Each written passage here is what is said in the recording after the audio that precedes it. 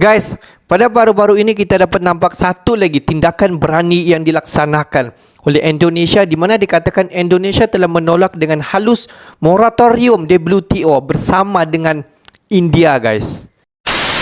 Hello guys, bismillahirrahmanirrahim. Assalamualaikum warahmatullahi wabarakatuh. Allahumma salli ala Sayyidina Muhammad wa ala ali Sayyidina Muhammad. Guys, selamat datang ke Musa Channel. Ini adalah channel YouTube aku, Musa bin Muhammad Darin Channel.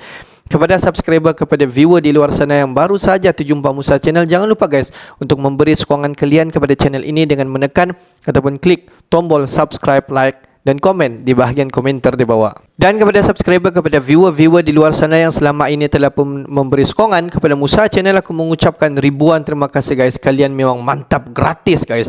Dan aku sentiasa mendoakan yang sedang menonton video ini agar dipermudahkan segala urusan, dibukakan pintu-pintu rezeki, dihindarkan, dijauhkan daripada segala malapetaka, dan juga dihindarkan daripada segala fitnah akhir zaman guys. Amin amin ya rabbal alamin. Guys, seperti biasa, hari ini kita akan buat sedikit lagi video reaction di channel Bagi-Bagi.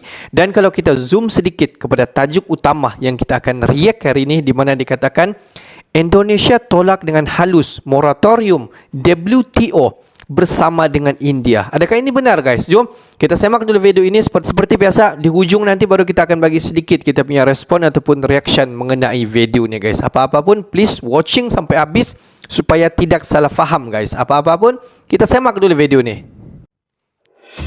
Wow. Halo sahabat Bagi-Bagi, AS dan Uni Eropa kejang-kejang. Indonesia masuk 3 ekonomi terbesar terbaik dunia, cabut PPKM menjadi jalan baru. Dengan tantangan yang sungguh tidak mudah. Dan ini adalah bekal yang bagus untuk memasuki tahun 2023. Dan oleh karena itu Indonesia dan dunia harus lebih siap agar kalau nanti terjadi another round of pandemic, we are better prepared and less damage terhadap manusianya, masyarakat, dan terhadap ekonomi kita. Jadi seluruh hal-hal yang kita lalui 3 tahun ini tidak boleh hilang sia-sia. Karena memang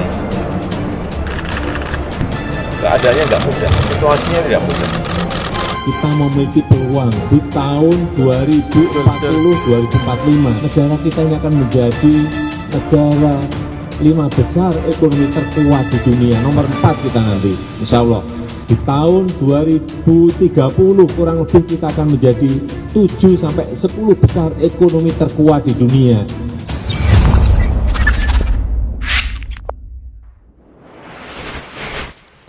Sahabat Bagi-Bagi, jika kita ingin terus mewujudkan cita-cita Indonesia menjadi kenyataan, hal yang harus kita lakukan adalah terus berusaha dan pastikan hal itu tak akan goyah, mau itu goyah karena diri sendiri atau goyah karena masalah.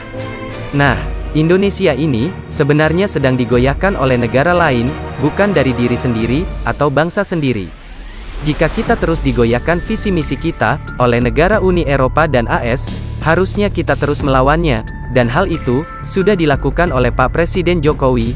Makanya, beliau mampu membawakan Indonesia ke dalam persaingan antar dunia, hingga membuat negara lain yang tidak menyukai Indonesia menjadi panik dan kelimpungan, karena Indonesia juga sudah memasuki babak baru dengan keekonomian yang besar, sehingga membuat mereka keringat dingin, mau terus melawan Indonesia atau menyerah. Sahabat Bagi-Bagi, AS dan Uni Eropa makin panik, ekonomi Indonesia masuk 3 besar pertumbuhan ekonomi terbaik di dunia.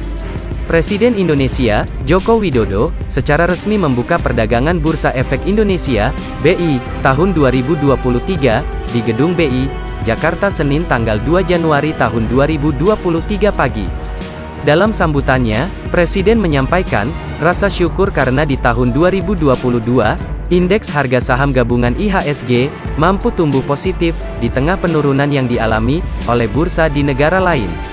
Kita juga patut bersyukur bahwa indeks di tahun 2022 itu mengalami kenaikan 4,1% dibandingkan bursa-bursa di negara-negara maju lain yang mengalami penurunan yang sangat tajam, ujar Presiden. Selain itu, Presiden juga mengapresiasi perdagangan saham yang mampu mencatatkan pertumbuhan di tengah gejolak perekonomian global. Market cap kapital pasar juga tumbuh 15% sampai 9.499 triliun. Sahabat bagi-bagi, ini juga bukan sebuah angka yang kecil, angka yang besar di tengah turbulensi pasar ekonomi global. Di tahun 2022, Kepala Negara juga mengungkapkan kegembiraannya karena 55% investor di bursa saham saat ini adalah generasi muda di bawah 30 tahun dan 70% di bawah 40 tahun. Artinya, prospek ke depan betul-betul sangat menjanjikan. Penyebutan tahun 2023 adalah tahun ujian bagi perekonomian global maupun perekonomian Indonesia. Karena itu, meskipun optimis, Presiden Jokowi menekankan agar semua pihak tetap hati-hati dan waspada. Kita semuanya harus optimis bahwa kita bisa menyelesaikan tantangan-tantangan yang ada dan bisa mengarungi 2023, tahun ujian dengan ekonomi yang lebih baik. Presiden pun mengaku optimis, pertumbuhan Indonesia di tahun 2023 dapat mencatatkan angka di atas 5%, kalau tahun 2022 dipastikan sudah di atas 5%, tapi kita harap di tahun 2023 juga masih di atas 5%, ujar Presiden. Sahabat bagi-bagi, Presiden pun berharap pencabutan kebijakan pemberlakuan pembatasan kegiatan masyarakat (PPKM) yang dilakukan pada akhir 2023 mampu mendongkrak pertumbuhan ekonomi nasional. Pencabutan PPKM tersebut diambil berdasarkan hasil kajian yang dilakukan pemerintah selama 10 bulan terakhir dan dengan memperhatikan capaian yang indikator pengendalian COVID-19. Angka bor positif kita, semuanya di bawah angka-angka kematian, semuanya di bawah standar WHO, sehingga kemarin kita putuskan di akhir tahun PPKM dicabut, dan ini semoga nanti mendorong Menteri Gerak Ekonomi kita dengan tumbuh lebih baik dibanding tahun 2020. Sahabat bagi-bagi, new normal membuat salah satu langkah Indonesia menjadi longgar kembali seperti dulu. Tetapi, hal itu malah menjadi hal yang baru, lantaran ekonomi yang dijalankan Indonesia berbeda, dengan sedikit upgrade dari Pak Jokowi, malahan lebih ngeri sampai triliunan. Direktur Celios Bima Yudhistira menjelaskan, pertumbuhan ekonomi Indonesia pada 2023 diperkirakan akan mencapai 4,3% hingga 4,7% tahunan. Perkiraan ekonomi Indonesia, yang berada pada kisaran hingga 4,7% tersebut, melambat dari outlook pertumbuhan ekonomi Indonesia di tahun ini, yang diperkirakan mencapai 5%. Faktor melambatnya ekonomi di tanah pada tahun ini, karena adanya resesi global yang berdampak terhadap kinerja ekspor dan investasi. Sementara konsumsi rumah tangga masih menjadi penopang utama. Tantangan konsumsi rumah tangga pasca pencabutan kebijakan PPKM, menurut Bima, adalah tingkat inflasi yang masih di atas 5%. Adapun mengenai terbitnya Perpu 2 tahun 2022, Bima menilai, justru bertolak belakang dengan asumsi makroekonomi APBN 2023, di mana pertumbuhan ekonomi akan mencapai 5,3%. Kehadiran Perpu 2 per tahun 2022 tersebut, menurut Bima, justru menciptakan ketidakpastian kebijakan. Masalah utama dalam daya saing, salah satunya tingkat ketidakpastian kebijakan cukup tinggi, investor bisa ragu kalau aturan berubah-ubah. Padahal, investor perlu kepastian regulasi jangka panjang. Idealnya, pada saat pembuatan produk regulasi, apalagi undang-undang, harus disiapkan secara matang. Sahabat bagi-bagi, kalian setuju atau tidak kalau dicabutnya PPKM akan menjadi jalan baru bagi Indonesia dan melesat akan menjadi negara superpower baru, melebihi negara maju seperti AS dan Uni Eropa yang terus menggugat Indonesia dan menghalangi jalan menuju negeri yang maju? Kalau menurut Mimin, jika mereka terus-terusan mengganggu, kita harus menyerangnya saja. Guys, dikatakan 51 negara terkejut dengan tindakan yang dilakukan oleh Indonesia. Di mana dikatakan pada baru-baru ini, di mana Jokowi menolak dengan halus moratorium pajak digital yang dilaksanakan Uni Europe, khususnya Uni Europe kepada Indonesia. Dan selepas tindakan Indonesia menolak dengan cara halus daripada pajak digital daripada Uni Europe, khususnya WTO, di mana tindakan Indonesia itu diikuti oleh India dan selepas itu diikuti oleh China. Di mana kalau kita tengok fokus WTO ni sebenarnya adalah kepada negara-negara yang sedang berkembang, yang mempunyai ekonomi yang pesat. Kita ambil contoh Indonesia. Kalau kita tengok Indonesia mempunyai kapasiti penduduk yang memang sangat-sangat ramai.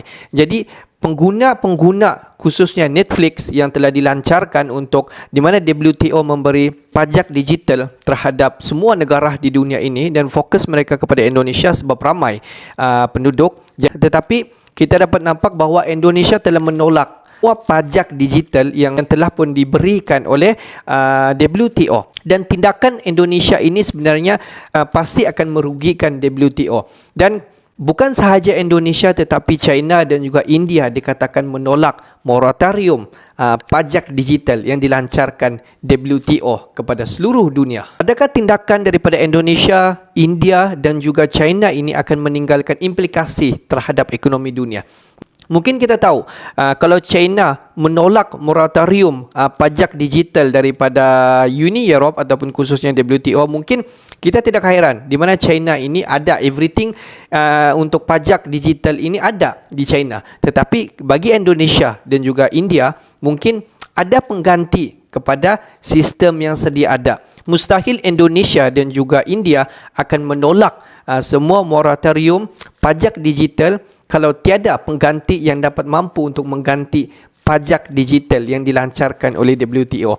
Di sini lagi kita dapat nampak kebijakan Jokowi dalam mengurus ekonominya pada tahun 2023 guys. Jadi guys, bagaimana warga Indonesia? Adakah kalian semua bersetuju dengan tindakan yang dilancarkan oleh Presiden Jokowi dalam menolak cara halus moratorium pajak digital yang dilancarkan oleh Uni Europe khususnya WTO? Pendapat kalian bagaimana?